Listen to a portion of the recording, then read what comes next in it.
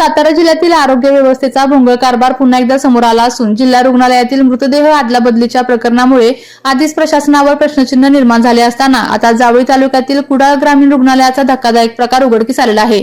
1,30,00,000 रुपये खर्च करून उभारण्यात येणाऱ्या रुग्णालयाचे अद्याप 40% काम अपूर्ण असून ठेकेदाराने पूर्ण बिल काढल्याचा आरोप ग्रामस्थांनी केलेला आहे।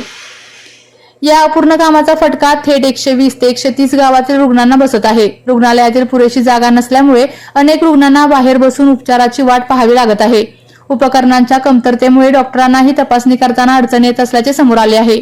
जिल्हा रुग्णालयातील मृतदेह अदलाबदली प्रकरणानंतर आधीच प्रशासनावर प्रश्नचिन्ह निर्माण झाले असून आता ग्रामीण रुग्णालयातील हा भोंगळ कारभार समोर आल्यानंतर संपूर्ण आरोग्य व्यवस्थाच सलाईनवर असल्याची परिस्थिती असल्याची चर्चा सुरू आहे।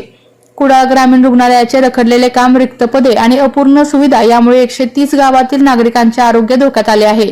या प्रकरणात ठेकेदार आणि संबंधित अधिकाऱ्यांवर कारवाई होणार का हा कारभार असाच चालू राहणार हे पाहणे आता महत्त्वाचे ठरणार आहे।